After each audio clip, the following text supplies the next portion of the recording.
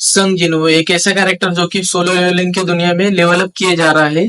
अब देखा जाए तो जिन्हो के पास काफी सारी पावर्स है, लेकिन उसमें से सबसे खतरनाक वाली पावर है उसकी शैडो एक्सट्रैक्शन। इसके मदद से वो मरे हुए बीस्ट या फिर हंटर को वापस से जिंदा कर देता है और अपनी शैडो आर्मी में भर्ती कर लेता है। तो आज हम बात करने वाले हैं इसी आर्मी के टॉप 7 स्ट्रॉन्गेस्ट शैडोज के बारे में। तो फिर बिना किसी देरी के वीडियो को करते हैं स्टार्ट। तो सबसे पहले हमको सोलो लेवलिंग के रैंकिंग सिस्टम को जानना होगा, जिसमें सबसे पहले आता है बेसिक ग्रेड, फिर आता है नॉर्मल ग्रेड, फिर आता है इलाइट ग्रेड, फिर नाइट ग्रेड, फिर इलाइट नाइट ग्रेड और देन कमांडर और फिर आता है मार्शल और सबसे लास्ट में आता है ग्रैंड मार्शल। तो इन 8 लेवल्स में से की जाती है सोलो लेवलिंग की रैंकिंग। अब हर रैंक अपनी पिछली वाली रैंक से पावरफुल होती है, जैसे कि बेसिक ग्रेड कम पावरफुल है और ग्रैंड मार्शल सबसे ज्यादा पावरफुल। तो इससे आपको थोड़ा बहुत पता चल ही गया होगा रैंकिंग सिस्टम के बारे में। तो अब करते हैं असली रैंकिंग शुरू। तो अब स्टार्ट करते हैं नंबर 7 से। तो नंबर 7 पर मैंने रखा है इग्रिस को। अब देखा जाए तो इग्रिस पहले से ही शैडो मोनार्च यानी कि ऐशबॉर्न के आर्मी का हिस्सा था, लेकिन यहाँ पर उसका काम था जिन्हू को टेस्ट करना। अब इग्रिस को जिन्हू ने पकड़ा था एक डंजन के अंदर, जहाँ वो एक एम्प्टी थ्रोन को प्रोटेक्ट कर रहा था। फिर यहीं पर जिन्हू की और इग्रिस की बैटल शुरू हो जाती है। फिर अपना जिन्हू इग्रिस को मारकर उसको अपनी शैडो आर्मी में भर्ती कर देता है। अब इग्रिस की पावर की बात करूँ तो इग्रिस भी काफी ज्यादा पावरफुल है, जैसे कि उसकी स्पीड उसकी सबसे मेन पावर है और वो स्वॉर्ड का भी काफी बढ़िया इस्तेमाल करता है। तो चलिए दोस्तों अब आते हैं नंबर 6 पर। तो नंबर 6 पर मैंने रखा है टैंक को। तो टैंक बेसिकली एक खतरनाक आइस बियर हुआ करता था, जिसे जिन्हू मिला था उस रेड गेट वाले इंसिडेंट आर्क में। फिर जिन्हू उसको हरा के उसकी शैडो एक्सट्रैक्ट करके उसका नाम रख देता है टैंक। तो बेसिकली जिन्हू जब शैडो एक्सट्रैक्ट करता है तब उसके सिस्टम के अंदर उसको एक ऑप्शन आ जाता है कि आप इस शैडो का क्या नाम रखना चाहते हो। अब टैंक की पावर्स की बात करो तो टैंक पहले से ही काफी ज्यादा पावरफुल था, लेकिन जब उसकी शैडो एक्सट्रैक्ट हुई तो वो और भी ज्यादा पावरफुल हो गया। तो अब आगे बढ़ते हैं नंबर 5 की तरफ। तो नंबर 5 पर मैंने रखा है आयरन को।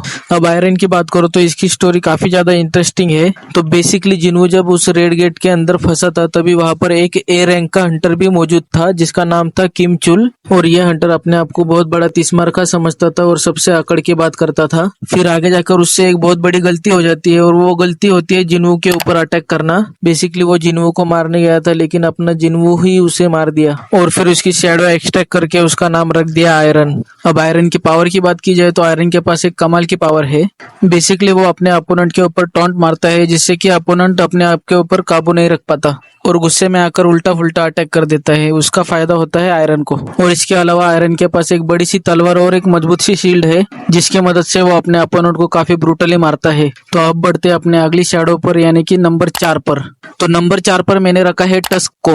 अब टस्क की बात करूँ तो एक बार जिन्हू जब ए रैंक के हंटर्स के साथ ए रैंक वाले डंजन में जाता है तभी उनका सामना होता है हाई ऑर्क से, जो कि काफी ज्यादा पावरफुल होते हैं और उन लोगों के ऊपर भारी भी पड़ रहे होते हैं। और इन हाई ऑर्क्स का एक लीडर भी होता है जिसका नाम होता है कार्गलिन। तो बेसिकली इस डंजन के अंदर जिन्हू की और इन हाई ऑर्क्स की फाइट होती है और अपना जिन्हू इन लोगों से जीत जाता है और उनको अपनी शैडो आर्मी में भर्ती कर लेता है और उनके लीडर को नाम देता है टस्क। बेसिकली टस्क काफी ज्यादा पावरफुल है, वो ग्रेविटी को कंट्रोल कर सकता है, फ्लेम अटैक कर सकता है, इस वजह से वो काफी ज्यादा डेंजरस हो जाता है। बेसिकली वो एक जादूगर टाइप शैडो है और वो एस रैंक के हंटर को चुटकियों में हरा सकता है। तो देख लो टस्क कितना ज्यादा पावरफुल है। तो चलिए दोस्तों अब आगे बढ़ते हैं नंबर 3 की तरफ। तो नंबर 3 के ऊपर मैंने रखा है कामेश को। अब कामेश की बात करो तो कामेश की शैडो जिन्हू ने पकड़ी थी एक म्यूजियम के अंदर। तो बेसिकली कामेश एक ड्रैगन टाइप शैडो है, जो कि अमेरिका के रेड गेट के अंदर 5 एस रैंक हंटर्स के द्वारा मारा गया था और उन लोगों ने उसकी बॉडी को म्यूजियम के अंदर रखा था।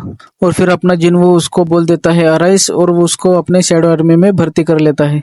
अब कामेश की पावर्स की बात करो तो वो पहले से काफी ज्यादा ताकतवर था, लेकिन जब उसकी शैडो एक्सट्रैक्ट हुई तो वो और भी ज्यादा पावरफुल हो गया और वो पहले से एक शैडो मोनार्च के आर्मी में था, तो इस वजह से उसकी पावर और भी ज्यादा बढ़ जाती है और ये भी एस रैंक हंटर्स को आराम से हरा सकता है। तो फिर चलिए अब आगे बढ़ते हैं नंबर 2 की तरफ। तो नंबर 2 पर मैंने रखा है माय पर्सनल फेवरेट शैडो यानी कि बेरू। अब बेरू की भी कहानी काफी ज्यादा इंटरेस्टिंग है। बेसिकली जब हमारे एस रैंक के हंटर जेजो आइलैंड के ऊपर जाते हैं तब उनका सामना होता है एंट किंग से और वो इतना ज्यादा पावरफुल होता है कि वो अपने एस रैंक हंटर्स को यूं ही मार दे रहा था और तभी वहां पर एंटर हो जाते हैं अपनी जिन्हू की और एंट किंग की और जिन्हू की काफी मजेदार फाइट शुरू हो जाती है और फिर अपना जिन्हू उस एंट किंग को मारकर उसका नाम रख देता है बेरू। अब उसकी पावर्स की बात करूँ तो वो 10 एस रैंक हंटर्स को यूं ही हरा सकता है और उसकी मेन पावर है उसकी स्पीड। तो फिर चलिए दोस्तों अब बढ़ते हैं नंबर 1 की तरफ। तो नंबर 1 की तरफ बढ़ने से पहले मैं आप सबको बताना चाहता हूँ कि अगर आप इस चैनल पर नए हो तो प्लीज चैनल को सब्सक्राइब कर दीजिए और अगर आपको वीडियो अच्छा लगा हो तो प्लीज लाइक कर दीजिए। मैं ऐसी सारी इंटरेस्टिंग वीडियोस लाता रहता हूँ। तो अब बात करते हैं नंबर 1 की। तो नंबर 1 पर मैंने रखा है बिलियन को। अब बिलियन के बारे में बात करूँ तो बिलियन की शैडो जिन्होंने एक्सट्रैक्ट नहीं की थी बल्कि वो ओरिजिनल शैडो मोनार्च एशबोर्न की आर्मी का हिस्सा था। बेसिकली जब जिन्हू शैडो मोनार्च बनता है तभी बिलियन अपने आर्मी को लेकर फाइनल फाइट के अंदर आ जाता है। क्योंकि बिलियन शैडो मोनार्च का वफादार होता है तो अपना जिन्हू अब शैडो मोनार्च बन चुका है, इस वजह से वो जिन्हू का भी वफादार बन जाता है। क्योंकि बिलियन अभी तक का ग्रैंड मार्शल लेवल का इकलौता शैडो है, इस वजह से वो 1 नंबर की पोजीशन डिजर्व करता है। और जब मांगा के अंदर बिलियन की और बेरू की फाइट होती है तो बिलियन आसानी से जीत जाता है बेरू से। तो इस चीज से तुमको अंदाजा आ ही गया होगा कि बिलियन कितना ज्यादा ताकतवर है। तो इस वजह से मैंने उसको नंबर 1 के ऊपर रखा। तो दोस्तों ये थी सोलो लेवलिंग दुनिया की टॉप 7 स्ट्रॉन्गेस्ट शैडोज। तो आपका इसके ऊपर क्या ओपिनियन है ये हमें कमेंट में जरूर बताइए और अगर आप चैनल पर नए हो तो प्लीज सब्सक्राइब कर दीजिए। अब मैं ऐसी वीडियोस लाता रहता हूँ। अब मिलते हैं अगले वीडियो में, तब तक के लिए बाय।